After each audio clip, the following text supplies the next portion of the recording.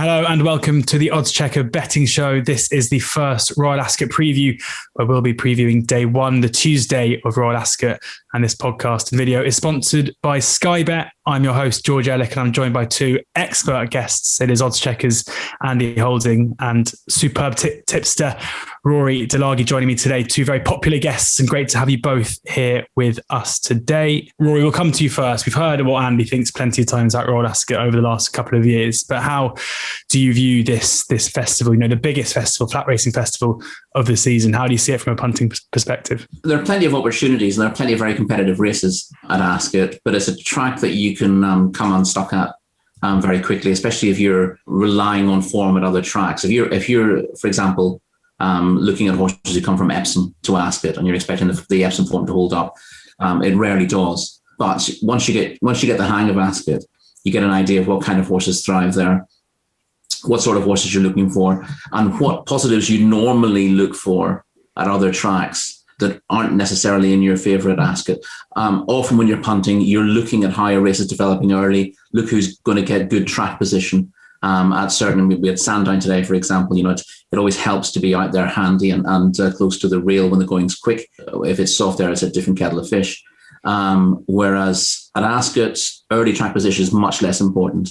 And horses who want to get on with it and steal an advantage are rarely the horses you're looking for at Ascot. You're more forgiving of horses who can be slowly away, horses who can race lazily, but fundamentally you're looking for horses who finish off strongly. And when you're betting at Ascot, that's very important.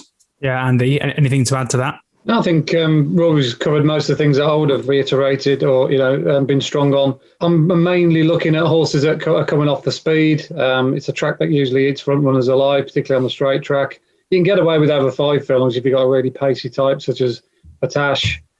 There's not so much emphasis on being held up and coming off the speed there, but largely speaking, you want to hold up horses that are put to sleep and ridden to come through from the 2 furlong pole onwards. The round track's the same. You very rarely get horses that make all the running on the round track. You see some of these 2-year-olds that winning fast times and but they've done it from the front, blasting off and winning on flat, easy tracks like York and Newbury and places like that. But you come here and they get found out. So I'm trying to put together a team of horses that have run fast time figures, but they've done it being very strong in the latter end of their races and they've come through at the end. And again, looking for track form where possible. If they've got previous course form, great. If they've got previous course and distance form at the Royal Meeting, even better. We'll touch upon one or two that do thrive here in this environment. It's an intriguing week, one of my favourite betting weeks of the year. Lots of special bookie offers. Let's get it on. Yeah, well, we're going to get into one of those bookie offers shortly from the sponsors of this show, Sky Bet. But we're recording this, just so people know, on Friday afternoon. So it's just past 4:15 here on the 11th of June. So we've got the whole weekend to come. And that means we don't have the final decks through yet. So these races are going to cut up a fair bit. If you're listening to this on the eve of the first day of Royal Ascot, do bear with us because, of course, the markets may look a little bit different to you as they do to us. Well, they will look very different to you to have a look now. But hopefully the insight from both Andy and Rory will mean it's still very much worth a listen. We're going to go through the 7 races on the day's card from first to last. So stick around for that. Before we get into it, just going to point the listeners and viewers in the direction of the oddschecker app. Do download it now for the best bookie offers, free bets, the best tipsters, including Andy himself, whose column is up there every day. And of course, all the best prices we'll be talking about today will be the ones from the app that you'll find there. And our sponsors for this podcast and video, Sky Bet, have a cracking offer for the first race of the day that we're about to preview. And it is money back as cash on the first race of Royal Ascot. So your first win bet only will go forward for this, just for win singles or the win part of each way singles back as cash. Free bets and cashed out bets are excluded. There are eligibility restrictions that apply further in the T's and C's, 18 plus only. And you can find all info at begambleaware.org. But this is a cracking offer, one that any Any people who've bet the Sky Bet for the Cheltenham Festival will remember always a good way to get the week off with a start. That is Sky Bet's offer for the first race of the day. And the first is, of course, it is the Queen Anne, which is at 2:30 on Tuesday. And we've got Palace Pier, the very short price favourite at 4-9. Order of Australia, 6-1. Lope Fernandez is 10-1. Tilsit is 16-1. Top Rank, 20-1. Prince SG is 25-1. 25-1 Lord Glitters as well, and Royal Regal Reality. And it will come to you first here. Palace Pier, top of the market, 4-9. Unsurprisingly, can we find any ways to get against Palace Pier or any others at bigger prices appealing to you for a nice little each way stab? Because looking at it now, you're getting profit for a place with it being 6-1, the second favourite. Yeah, I think most punters and bookmakers alike will be thoroughly expecting Palace Pier to win this. It's very hard to oppose him. He was imperious, wasn't he, at Newbury? He has been throughout his career, other than one below par run, but that was due to heavy ground. He won here last year, albeit on the round track. You could come to some kind of a conclusion, or there's a school of thought to think that the straight track is a different kettle of fish, and he's yet to be proven over it to a degree. But given the time figure, the way he went through his Newbury race, it's just hard to see him not winning this. The only way I could see him coming unstuck, and Rory will probably have a view on this as well, is if there's no pace here. And there doesn't appear to be a whole gluttony of obvious front runners. There could be some kind of hatchet job or a plan by Aidan O'Brien and the Ballydoyle team, like there was last year, which allowed their horse Circus Maximus to win. It was a rather odd run race last year. So maybe with Order of Australia and Lope Fernandez in here, there could be a bit of team tactics. But I can't see an absolute guaranteed front runner here unless I've completely missed something. Something's going to have to go on, but I'm not sure what it is. And it might be a bit of a messy heat. That's the only way I could see Palace Pier coming unstuck. But Frankie will probably still overcome that, settle a horse and he'll still quick and buy everything. I tend to approach this race and just completely avoid the favourite, accepting he's going to win. I'm probably not going to play this until the Monday when without the favourite markets open up. And I'm looking for horses that are almost going to be ridden to come through. Won't have anything to do with the early speed, but are looking to nick third or fourth as their main target, if you like. And if they can get any better than that, all well and good. And I think Sabuska definitely fits that category. He's not the class of Palace Pier or one or two others in this race, like Order of Australia and Lope Fernandez, who are proven at Group 1 level. But the one thing he has got in his favour is he does love this track. As we saw here at the Mill meeting last year, he's very effective. He ran here early in the season as well, and I thought he was a bit unlucky. He actually hit the front a little bit too soon for his liking, and he looked as though he needed the run. The French race the other day was a bit of a mess. It was on soft ground. French racing doesn't tend to suit a horse like this round a bend. They're quick in the home straight, and he was never fully effective, albeit he didn't run too badly to finish fourth. But given a fairly well-run race and likely to be ridden chilly by Oisin Murphy at the back of the field, you could see this fellow who does travel well, picking them off one by one and coming through. And I think, like I say, I think a lot of horses will probably be ridden more prominently with better chances on form, but they might not necessarily have the run style that Sabuska has got. And he's at the moment 33-1. I'd imagine if all 12 run, which it looks likely, some firms will bet 4 places on the day. If you can get 25-1, 4 places, great. Without the favourite market, I'd probably predict he'd be 10 or 12-1 maybe without. But that's the one I'll be looking at, Sabuska in the exotic markets. Sabuska 33-1. Do you think we'll get 4 places with a 4-9 favourite? I mean, I hope Guaranteed. So. Yeah. Ooh. Well, Sabuska 33-1 at the moment. So somebody will. It's the first race of the meeting. Traditionally, the first race of the meeting at the Cheltenham Festival. Some firms offer ridiculous offers, but I think they'll want to get your money in here, want to get your business, and I'll be shocked if somebody doesn't go 4 places. Sabuska 33-1 as it stands. That is standout with William Hill 25-1, probably market price. Rory, over to you here. We've got one at a bigger price from Andy, although he does seem to think that Palace Pier justifies the short price in the market. Yeah, there's no doubt about that. He was arguably a little disappointing at Ascot last October in soft ground, but he had excuses that day, and he's come back to prove himself. People were asking before Newbury whether he would be really at home on the very bad ground there, and he had no issues at all. Ironically, I think people will now start asking the question, how is he going to be on quickish ground? But I don't think there are really any holes in him. but they're not machines, of course, and it's always possible for one to disappoint in a race like this. I don't really see that happening, but there's good each way value in the race, and with Sky Bet's offer, you can afford to have an each way bet in the first race, knowing that you'll be getting the win part of that back. With their offer for small stakes, obviously. I take Andy's point about the potential lack of pace. I thought the two who'd have to be handy would be Pogo, who normally goes forward in his races. He's a bit outclassed here, but I think he'll want his moment of glory by going on. And Order of Australia, I don't think it benefits Ballydoyle at all to have him held up. He was running over further last year, and he ran by far his best race when ridden aggressively in the British Cup Mile. So he didn't get to the front there, but he was drawn widest of all, and he was very handy all the way. So I think they have to ride him aggressively if they're going to get the best out of him. The horse I want to be with here, I think, is a cracking each way bet at 20-1. I don't think that will last. It's only there in one or two places. Is Top Rank for James Tate. Now, he was third in the Lockinge. He travelled really well that day and didn't quite get home. But I thought he still ran a really good race. He's a horse I liked a lot last season, a late developer. He came through handicaps. But he's a big, heavy-topped horse who, has taken time to mature. And I think he'll keep improving, which is a big positive here, because most of these have pretty much reached their limit already. I think Top Rank can do better. He impressed me when winning a good ground on his return at Doncaster. That was only a listed race, but he was giving weight away because he won the Superior Mile, the Group 3 last season on soft ground. He showed that he's at least as effective on good ground. And whatever the ground is for the meeting generally, I think it's going to be good for the first race.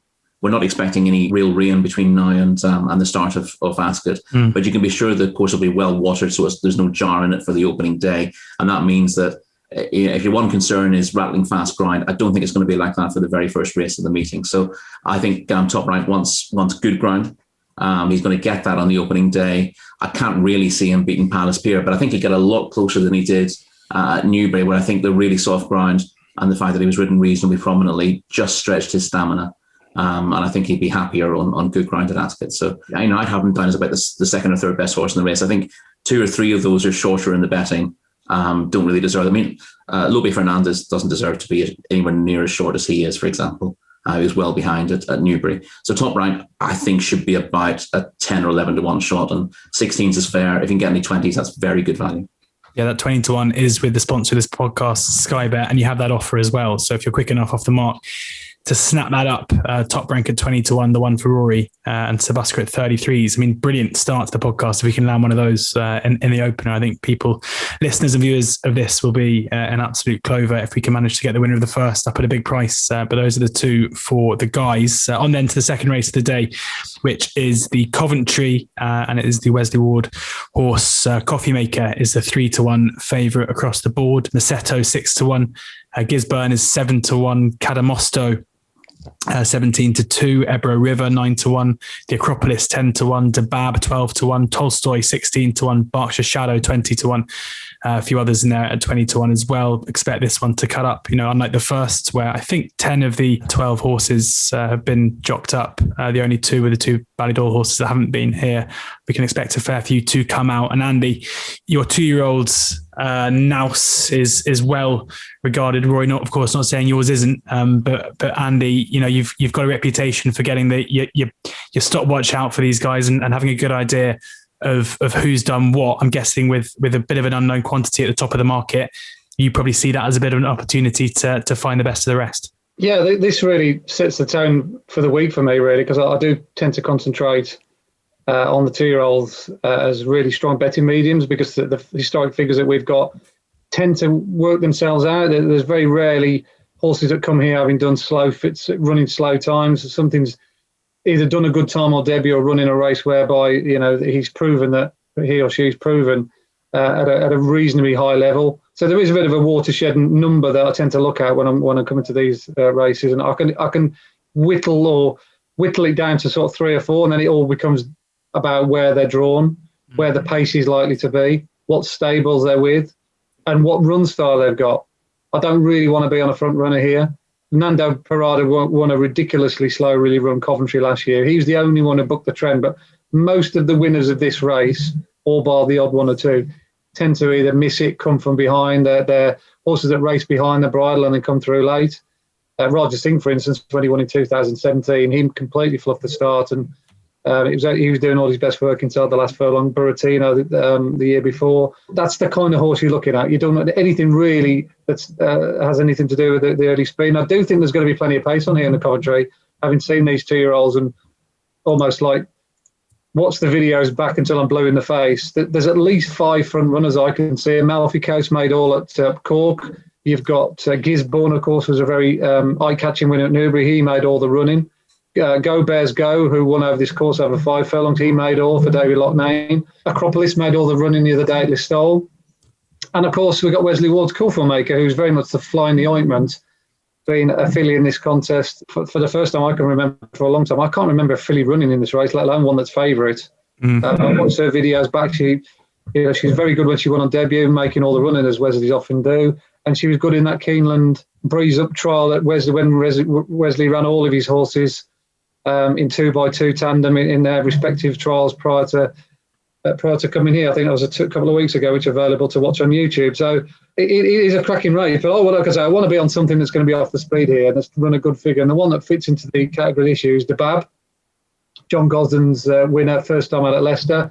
I was hugely taken by him. He looked in trouble at halfway, but he was definitely just getting after him. But all of a sudden, within the space of a furlong and a half, he went from sort of mid-division to, popping his head in front. And the last furlong or so was really good. He clocked a very good overall, the fastest one we've got, over 6 furlongs so far.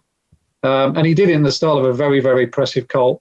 Contrast to his time figure, Jonathan Gosden's other horse, Tolstoy, won in a ridiculously slow time at Yarmouth. And Frankie's, once they decided to run him, I don't know whether that's, they've just stuck on their respective mounts of the road on debut. But, Rob Havlin keeps the rider on Dabab, which I think is the right choice. Or I think it was Martin Harley rode Tolstoy first up. You possibly could be right. But so whether Frankie's had the choice and he decided to ride that one, I don't know. But I think he's made the wrong decision, certainly based on the times. Cadamos to be an interesting run. I'm not sure whether he runs over 5 furlongs. He won at Dundalk quite readily, but he's in the Windsor Castle and he's also entered up in the Norfolk as well.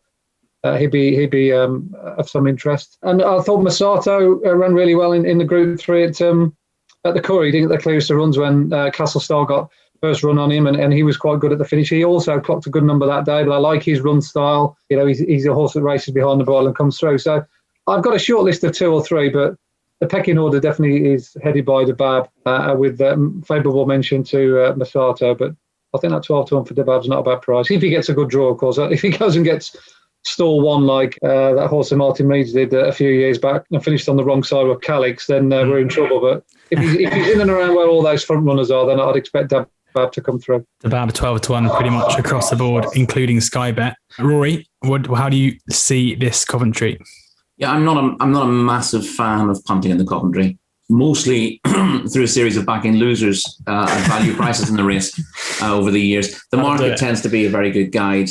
I tend not to want to back horses at short prices unless I've seen enough of them to be sure of how I feel about them. And the Coventry is a race which has been dominated by once raced, highly regarded types. So they don't fit into my methodology generally. I'll be reasonably circumspect about the race. I was impressed by Coffee Maker from what I've seen of her, particularly in that she looks very relaxed. Obviously, she showed speed to win over 4.5 on debut, and you'd normally ask questions about something like that lasting home over the stiff 6 at Ascot. But she didn't have to lead early there. She picked the leader up before halfway in that race, and then was very strong to the finish. But having watched her work as well, she works behind stable companions and then comes past them, and she looks big and strong and relaxed, and I think that's probably a big positive. I think it's also very interesting indeed that Wesley Ward runs her here. He's never run a filly in the Coventry before. He's gone on record as saying that he believes, he's done better with fillies here than he has with colts down the years. He says that at this time of the year the fillies are ahead of the colts, and that's borne out by results and the sort of the median performance rating of better class 2-year-olds this time of the year. So he thinks it's worth throwing her in against the colts in receipt of weight. And I think that's a very interesting approach. He knows the 2-year-old scene better than most. So I can see why she's been put in as favourite. And she might just be physically ahead of the others at this stage. It's not easy looking at a video of two horses working, but she looks typically big and strong. The old adage about Wes Ward's 2-year-olds at Ascot is they look like 4-year-olds, and she seems very much in that mould. I'd be wary of being against her. For all you can argue that a filly in the Coventry is at a big disadvantage. Well, no one ever runs them in here. Some people will argue that's because they would face a very tough task. I'm not sure that's true. I think a couple of the better Queen Mary winners would have had a decent chance in the Coventry if they'd gone that way. So I very much respect her chance. I largely agree with what Andy said. I would respect Tolstoy though. Again, on the basis of times, you can't always tell how good a horse is based on one run where that race has been run in a slow time. And although Tolstoy did nothing on the clock really on his debut, his speed figure is very moderate. That doesn't mean that he's not that good. It just means that the race didn't necessarily show him off to best effect. So I'm going to have a look back at Tolstoy. The fact that Frankie has apparently chosen him does seem very significant there, and he's got a very, very good pedigree for this as well. So I'd respect his chances at a decent price. Again, it's worth digging around and finding out if there's another reason why Frankie Dettori's on board, because as Andy said, the stable companion has got better form on paper, but there might be a little bit more to come from Tolstoy, which is why Frankie's on board. I don't know whether Andrew Balding's planning to run Berkshire Shadow. Is another outsider who won an ordinary enough time on debut, but unlike a lot of these, he needed the run. At Newbury, first time out over 5 furlongs, was slowly away, came from the back of the field, looked green enough. And Andrew Balding's a yard I really like backing his runner's second time out. He's got a very, very good strike rate with his runner's second time. And they tend to pop up at big prices as well. It's one of those yards where I think with the Newmarket yards where a 2-year-old is working well at home, the market almost always tells you that. Whereas because Andrew Balding trains away from the big training centres on his own at Kingsclear, I just think that the Gallops watchers aren't there at Kingsclear, and there don't tend to be reports about horses working well, which means that a lot of his who clearly show plenty at home pop up either on debut or second time up at biggish prices. So I'll keep an eye on Berkshire Shadow as well, but I'll be careful how much money I throw at the Coventry, given what's happened in the past. I was lucky enough to be at Kingsclear recently for oddschecker, and I can guarantee I didn't see anybody on the Gallops with any binoculars having a look to see what was going on. But you can find that video, A Day in the Life of Andrew Balding, up on the oddschecker YouTube channel. And you wondered there, Rory, if Berkshire Shadow will run. Well, Oisin Murphy is booked, which would suggest that he is likely to, and you'd think that's probably quite a significant jockey booking, as well as Frankie Dettori on Tolstoy as well. Tolstoy is 16-1. And Berkshire Shadow is 20-1. Both those best prices there for the Coventry. Rory, we'll stick with you when we talk now about the King's Stand. And you mentioned that you don't like backing horses at short prices you don't know a fair bit about. Well, I think we all found out finally that Battaash came at Ascot last year at 15-8. He is to repeat the trick this time around. Winter Power is the next in the market at 5-1. Oxted 13-2. Liberty Beach 8-1. Extravagant Kid 10-1, Kayamoro 12-1, Maven 12-1. You better believe it, 14-1, 20-1 bar. And Rory, let's start with Battaash, who we haven't seen yet this season, but not too many question marks. Well, no question marks about his speed and ability. No, of course not. There are 1 or 2 question marks that have been coming into this race. He took a while to get the breakthrough here at Ascot, despite the fact that he is an exceptional performer who's been a stone better than his rivals at 5 furlongs for the last few seasons. He doesn't always do it at Ascot, but he did last year. The 2 worries for me. One is it's a slightly odd worry. It's the retirement of his long-time lad, Bob Grace, who, a lot of people made quite a lot of currency out of the fact that the only person who could handle Battaash was Bob. He'd been at the yard for years and years and years. And he had a special rapport with this horse who was really highly strung, and no one else could get him to settle. No one else could keep the horse on the straight and narrow. But Bob had a special bond with him. Well, Bob's retired now. So that's a bit of a worry. I don't think Battaash, he was a little bit calmer last year than he had been before, I suppose. But I still think, his biggest strength is also his biggest weakness is the fact that he's so explosive.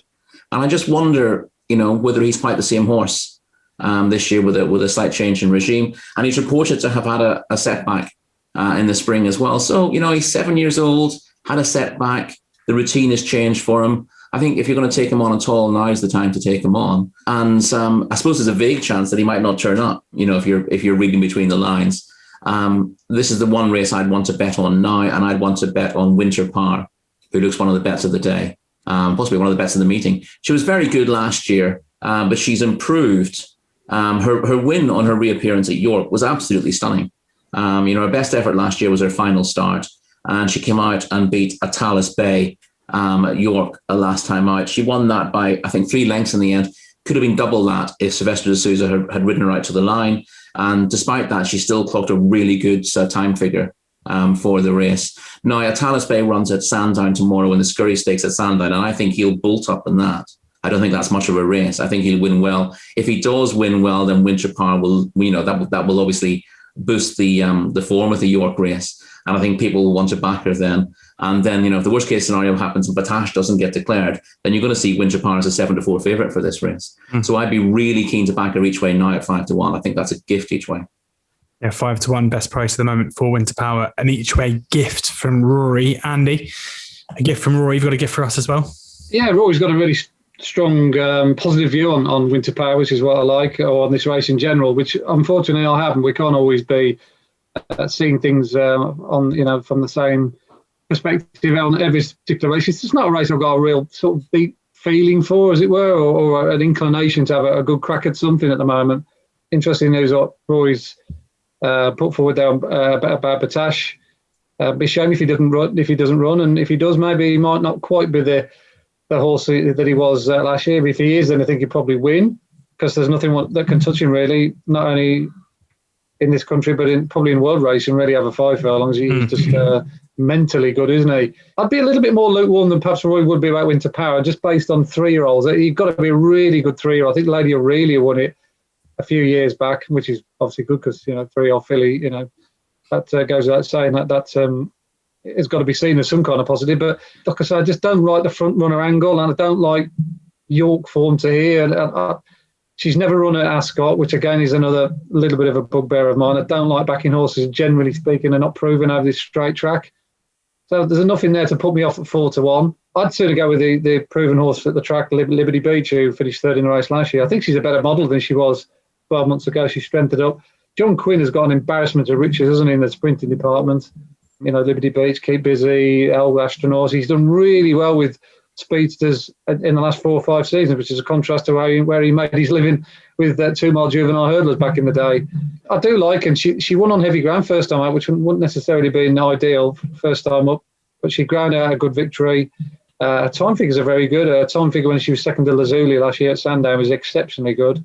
But good ground, he's fine for her. Look, can I say her beating Battaash at his very best? Probably not. She has a couple of lengths to find from last year, but at 8-1, on a horse who's proven at this meeting 2 years running, she would fall to Raffles Prize the year before from a bad draw. I think she was the best of the low draw that day. I think she makes plenty of sense as some kind of each way. And if you had to press me for an opinion, she'd be the one I'd nominate as the most logical one to perhaps run her race. The Liberty Beach, they're 8-1 best price at the moment. If you do want to back Battaash, if Rory and Andy's, well, not negativity, but doubts maybe about certain parts of Battash's prep hasn't put you off, Sky Bet are standout best price at the moment at 15-8. But yeah, Rory's certainly the one with the stronger view there. Winter Power each way for him at 5-1. On then to the St James Palace Stakes. Poetic Flare is the 7-2 favourite ahead of Mostadaf with Highland Avenue. Sorry, Mostadaf is 4-1, Highland Avenue 6-1, Lucky Vega 7-1, Battleground 8-1, Chindit 8-1, Wembley 12-1, 20-1 bar. Rory, will come back to you for this one here. Poetic Flare, winner of the Guineas over here, just touched off over in Ireland and comes into this one as favourite. Yeah, and deservedly so, I think. Historically, the St James's Palace is dominated by horses who've also dominated the Guineas. And I think people maybe will look back to last year's result where Palace Pier came a different route and be looking for something similar. But just looking at the overall prices for this, I thought those who were coming from listed company were very short. Mostadaf, for example, ties in quite quite closely with Bullis, who's in there as well. Horses who came through the Heron Stakes. Now, the Heron Stakes is just it might be a better than average listed race, but it's only a listed race. And I much prefer to back horses who've proven themselves in Group 1 company here. And for Poetic Flare to be 7-2 and Mostadaf 4-1, I definitely want to be with Poetic Flare. Highland Avenue's third favourite also was second in that Heron Stakes at Sandown. It's not that I don't rate the race. I thought it was a decent enough contest. But it was run on heavy ground. There was nothing between the first three, and nothing in that suggests to me that it's outstanding form. So I'd rather stick with the Guineas form of Poetic Flare. He was a tad below form in the French Guineas. In between, of course, he's taken 3 quick races before coming here, and that will put a few people off. But Royal Ascot is kind of the end of the early season stuff for these top class 3-year-old milers, and I think Jim Bolger is very much aware of that, and he's keen to press on while this horse has a physical advantage. I thought his French run was fine in the end. He just, obviously the form has already worked out with the winner winning the Prix de Jockey Club since, but he just got outpaced mid-race in a race that wasn't run at a really strong gallop, and he was keeping on really well late on. He'd have been second in another couple of strides in that French race, only finished 6th in the end, but he's beaten half a length or so for second behind the winner, and he bounced back to form when second on much softer ground at the Curragh. I thought he ran an absolutely cracking race there. You can knock that and say McSweeney didn't run brilliantly in the Derby, but I thought McSweeney was a non-stayer at Epsom, to be perfectly honest, and also not particularly happy on the ground. Whereas we know that McSweeney's a bit of a monster on soft ground, and he got the run of things in the Irish Guineas. Poetic Flare has thrown down a really strong challenge and probably would have won, I think, if he hadn't won it off a straight line. So he's a horse who's to all intents and purposes should be a dual Guineas winner, and he's a little bit of a standout here. Now, if he was a 6-4 shot, I could walk away from the race, but he's 7-2 in a race where horses who've only run at listed level are roughly the same price, and I can't let that go. So he has to be the bet for me.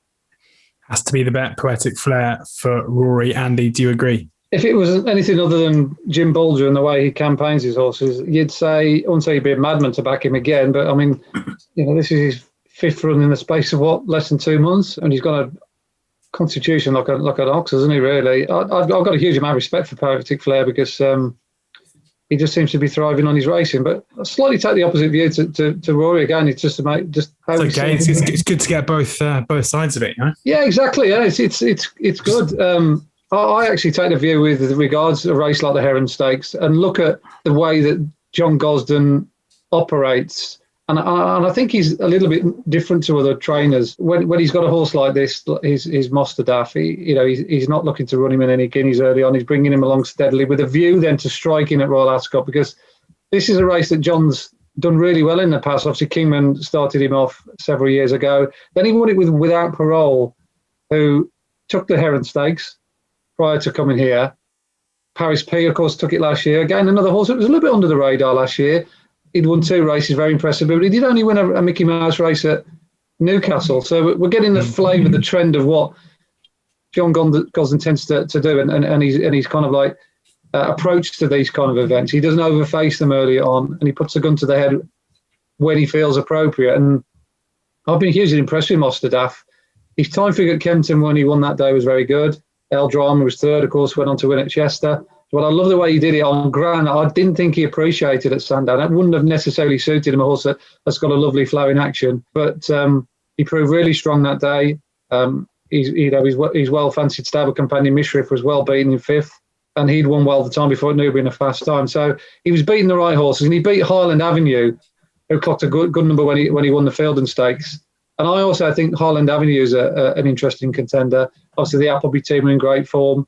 But he too, similar to Mustadaf, wouldn't have enjoyed that ground as well as the sort of better surfaces that he's been running on, predominantly on the all-weather prior to that, but of course on fastest ground at Newmarket. So I think the ground riding on the quick side is going to suit these 2 horses come next week. Their number at Sandown is good.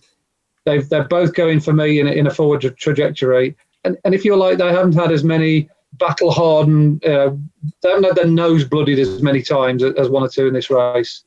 So yeah, I'd probably perm those 2 together and look to pay maybe 2 against the field if the prices are a little bit more generous than what they are at the moment. I do take Rory's point of view. They probably are a little bit shorter than you would have liked.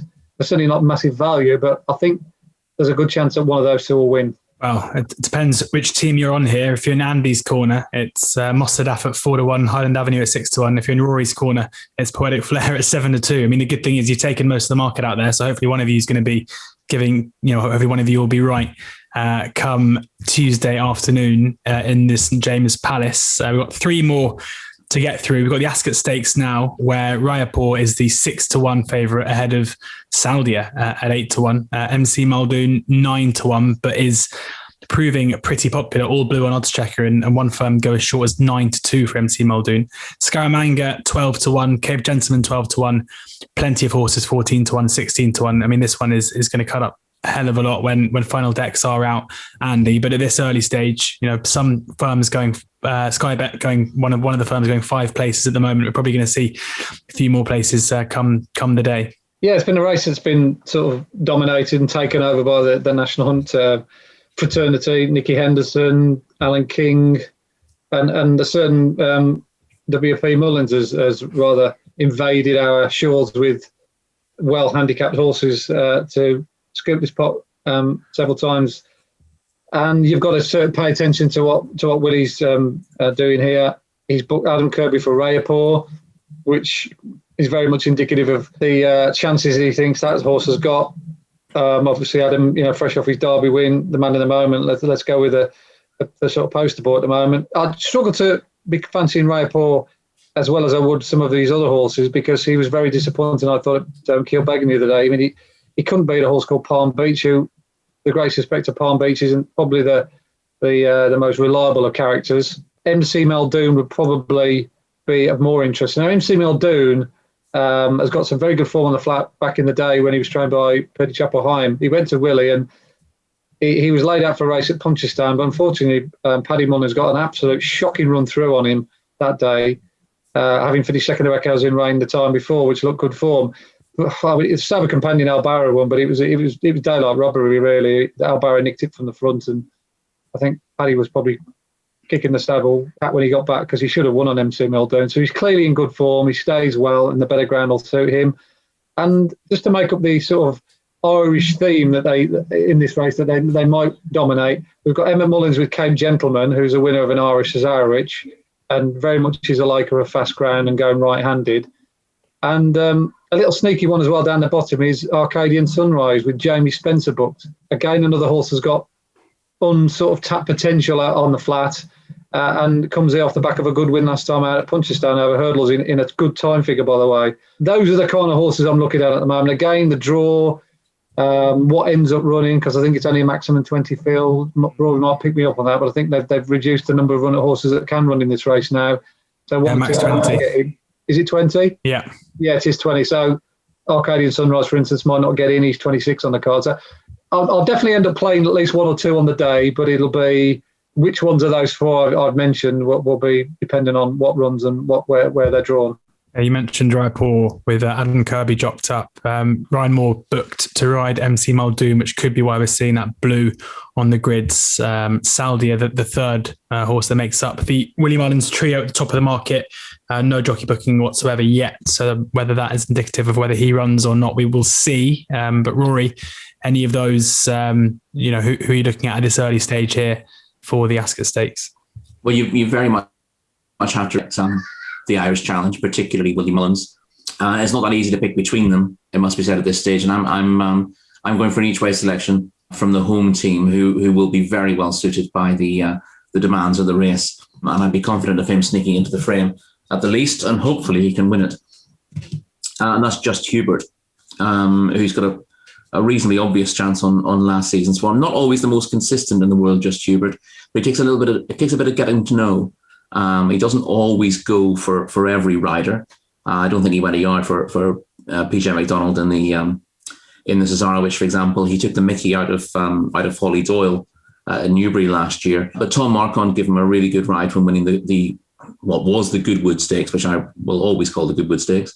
They seem to have done away with the title, which is the 2 mile 5 handicap at Glorious Goodwood. Very few races in that kind of mould left on the flat. But he won that well. He had to be cajoled through the race. I don't think he responds particularly well to hard driving. doesn't always respond to the whip. He's not necessarily one for the softly touch either. He needs a jockey who knows how to just sort of cajole him and get him into the bridle. And Tom Marquand gave him a superb ride last year because he looked like he wanted to split the dummy out at 1 or 2 stages, but Tom managed to keep him sweet and produced him with a long run to come and get on top late in the day, having traded big in the running. He then ran well again at Goodwood over 2 miles under Tom behind a bit of a handicap blot, an improving 3-year-old at the track later in the year. And as I said, they laid him aside for the Cesarewitch after that, but he needed a jockey change, and PJ McDonald doesn't know him particularly well. And I wouldn't blame the jockey for it. I just think Just Hubert's the kind of horse that needs a jockey to understand him first. Big plus here is he's got Danny Tudhope on board, who rides Ascot tremendously well. His strike rate at the Royal Meeting's very good, and he's ridden this horse 3 times before, 2 wins. And his latest ride was when he was 3rd on his reappearance, which was a run to set him straight for this. He was pretty weak in the market.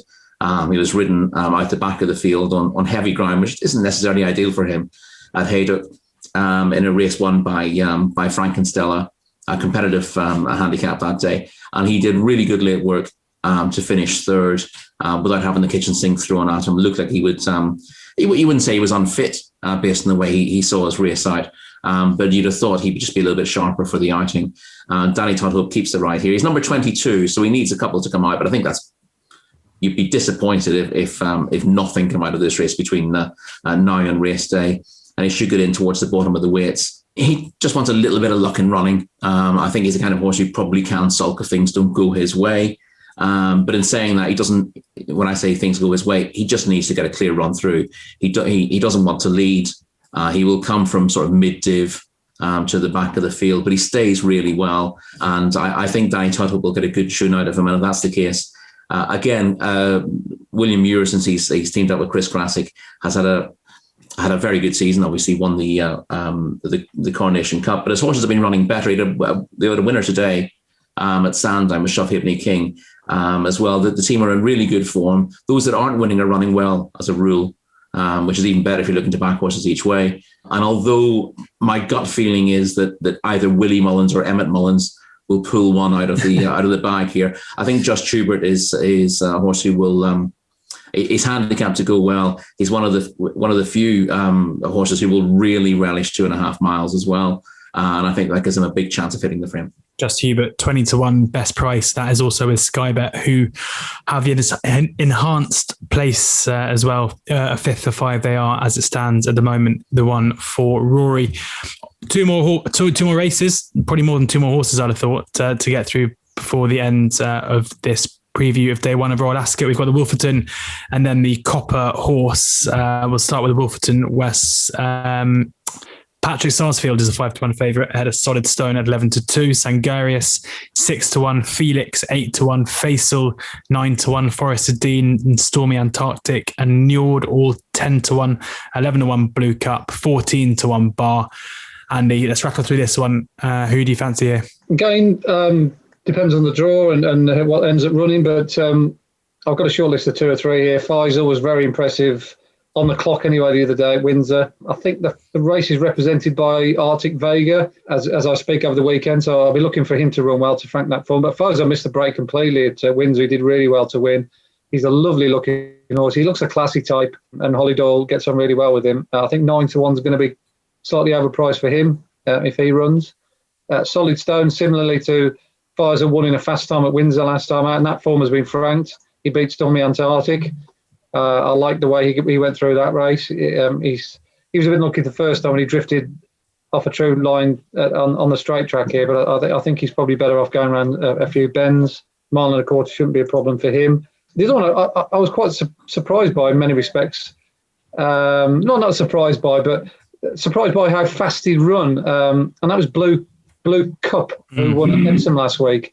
Now, he's a bit of an enigma, this horse, because we know he's got tons of ability, but he's also got a little bit of a temperament that suggests he could easily lose his race before he even got down to the start, as he did at York when I napped him that day, because he was unlucky the time before at Epsom. I think everyone saw him that day, and I thought, he'll win at York, and of course we know what went wrong.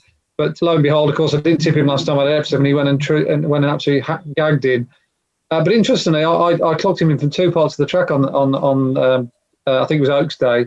There's a path towards at the top of the hill, around about 6 furlongs out, and obviously the Tapman Corner is a path there.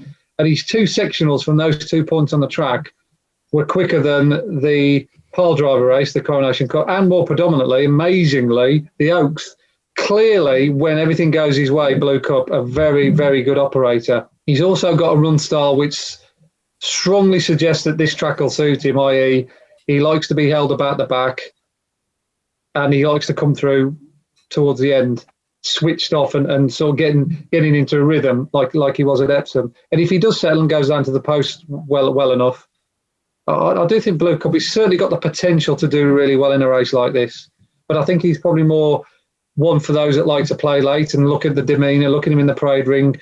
You know, you don't have to take 10-1. You can back him at 7 or 8-1 once he's gone down and he's settled. So again, another race I've got several on my mind, depending on where they're drawn and how I see it a little bit closer at the time. But if you're pinning me down to a selection at the prices at the moment, I'd be leaning towards Blue Cup.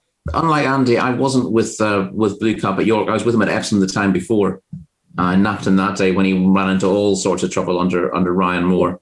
Then I just thought everyone seemed to catch on to him next time. He was 13-2 at Epsom and 5-2 for what looked a stronger race. I take the view that he's actually very well suited by Epsom. Not by the way the race was run the first time, because it was a rather steadily run race in which they all stayed far side of the track. But the kind of race where they go very hard either from the start or in the middle section of the race, where his high cruising speed comes in and his tendency to pull is nullified.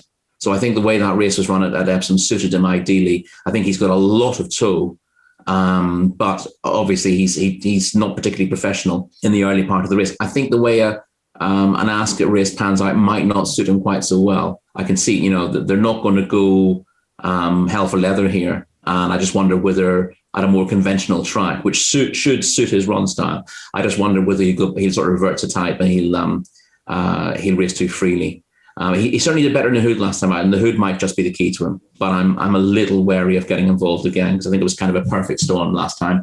But, you could see his potential last season, and he delivered firmly on that at Epsom. So it's one of those things, if you miss the wedding, just be wary of going to the funeral. I'm not sure I'd make Patrick Sarsfield favourite for this. I liked him a lot last season, but, he started last season getting balloted out of handicaps. There was a lot of upside to him, based on his strong maiden form last year and his handicap mark, and obviously he made the jump to Group 3 company. But I'm not sure that he deserves to be a favourite on balance of form here. Although Joseph O'Brien's horses seem to be running pretty well at the moment.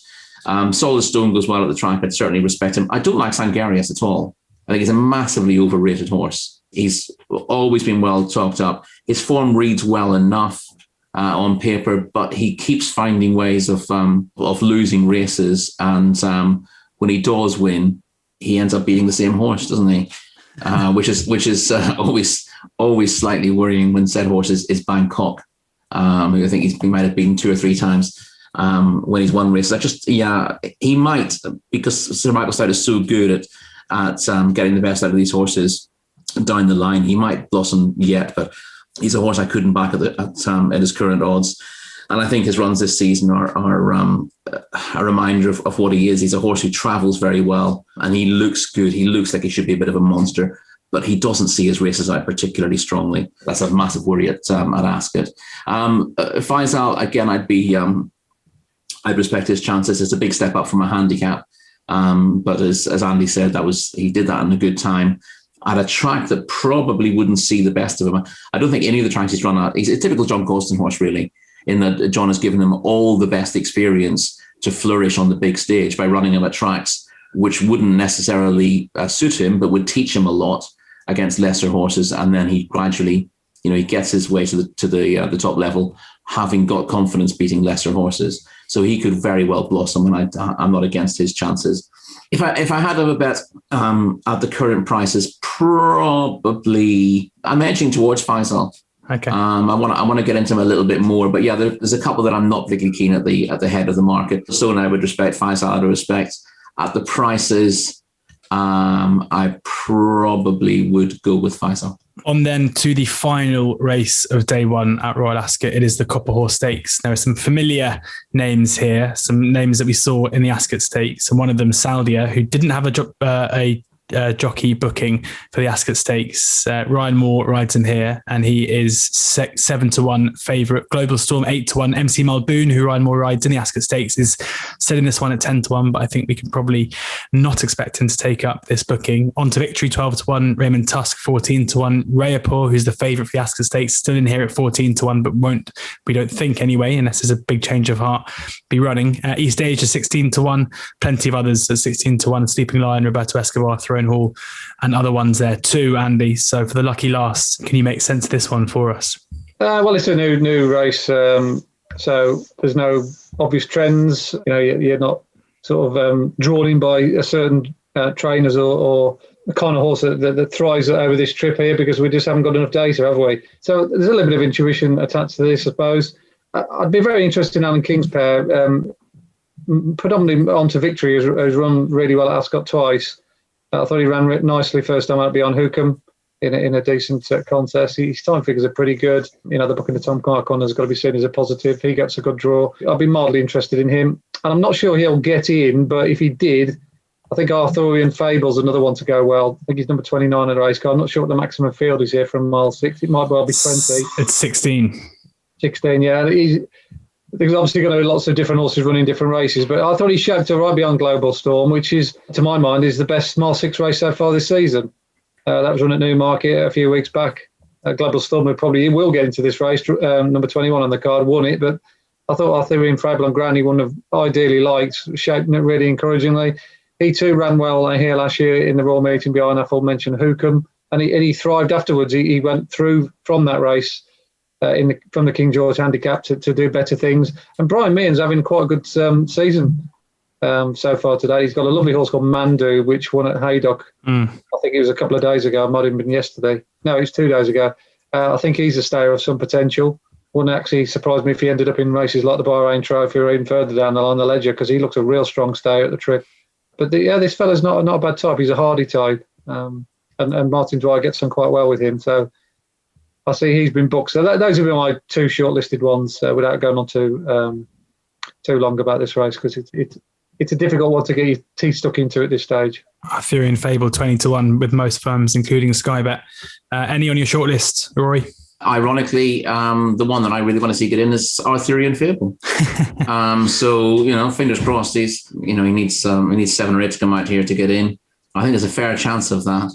There are some of the handicaps here where you don't see too many coming out, but hopefully this being essentially just a run-of-the-mill mile and 6 handicap, I think there's a fair chance that some of these will have entries elsewhere. And Arthurian Fable, I thought Andy said it all really. He ran really well at the meeting last year. He continued to progress afterwards. He found this Cesarewitch too much at that stage of his development on his final start. I've got no qualms. I think it's very hard for a 3-year-old in Cesarewitch these days. There was a time years ago where a 3-year-old sneaking in there would get absolutely tons of weight, and with 7 stone 7 would have a chance of winning. Those days are gone. And I thought he just put a line through that, and his form reads pretty well otherwise. I don't really think he wants soft ground. He ran well on his return at Newmarket. He was a bit below form and soft at Haydock the last time he ran on it. I think he'd rather have good ground. He doesn't want it rattling fast. But the ground should be absolutely fine for him here. And I think he's worth backing at 20s, because your downside, he's put a jockey book, Martin Dwyer's book, to ride him. Your worry is that he doesn't make the cut, but you get your money back anyway. And it's amazing how often horses with obvious claims, you look at they're going to miss the cut, end up being 4, 6, 8, 10 points too big in the betting, just because the market doesn't reflect the fact that you're essentially non-runner no bet with those horses. So 20-1 I think is too big for Arthurian Fable. It's a kind of race you don't want to commit too much to in advance, because you want to see the makeup of the field and the draw beforehand. He was the first horse to catch my eye in the race. And again, you look at there are plenty in this who are also in the Ascot Stakes. I think most of those would prefer to go for the Ascot Stakes. It's got a lot more cachet about it. Yeah. So hopefully he'll get into the weights. You've also got to look at really lightly raced horses in races like this. Lost Withiel's quite interesting as well. having finished second at in that race at Newmarket, and he's only had the 4 starts for George Bowie. Holly Doyle booked for him. He's number 28 though, so you got exactly the same logic with him. But again, you're probably getting a few points bigger than if he was number 20 on the list. So I wouldn't put you off him. This went to a lightly raced and very progressive horse last year in Fujairah Prince, and you're always looking for that kind of profile in these races. There aren't too many who fit that profile, and of course most that do are outside of the cut at this stage. It's that's the balance you get with horses who are unexposed. They're lightly weighted and have got a big chance of improvement, but they tend not to get into the weights for these big handicaps. So I think it's always worth having a bet on those who are intended runners but might miss the cut, because you just get a couple of points bigger than you should do. Interesting stuff there. So you can expect, as Rory mentions, if they are balloted out and they don't run purely for that reason, then you do get your money back. And that could be the case with Arthurian Fable, who's 20-1. And Lost with Heel for George Bowie, who's having an unbelievable second season as a trainer, who is 16-1 best price. Before I let you both go, just going to ask you each for your nap of the day. So your best bet of the day as it stands. Andy, come to you first. I suppose at the prices, DeBarb. Again, you're asking me for a nap of the day. If I could see a crystal ball and I could see his draw was great. I mean, I could say he's in my nap of the day now. You can caveat your nap. I think that's all right. Well, I think it's, the little asterisk, isn't it? Yeah. If he gets a good draw. But at the prices, 12-1 for DeBarb, he's my idea of the best value based on the numbers and run style and what I saw of him first time off the shelf. That is an Andy Holding nap in a 2-year-old race. Get on is my advice, or maybe wait for the draw and then get on. Rory, what's your nap of the day?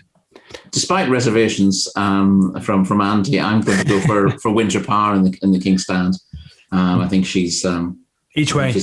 She's each way at this stage. At 5-1, you're not going to be on the wrong side of that. And as I said, there is a chance that it falls apart a little bit. You end up back in a short price favourite at an each way price. Great stuff. That is the day one of Royal Ascot preview, sponsored by Sky Bet. There'll be more odds checker betting shows previewing day 2, 3, 4 and 5. They'll be out next week. So do subscribe to the YouTube channel. Please also subscribe to the podcast on any podcast provider. You'll find it all there. Plenty of other preview content as well. We recorded our Euros preview, which is also sponsored by Sky Bet last week. So loads there to get on. Hopefully some value in the pod today. Please do download the Odds Checker app for the best prices, bookie offers, free bets, and the very best tipsters, including Andy Holding himself. He'll be writing a column, as he does with every day, to make sure you do read his Ascot tips as well. Plenty of great insight in there beyond just the tips themselves. And of course, there is that Sky Bet offer in the first race of the day. Money back as cash of the win part of any each way bet, or just any win bets too.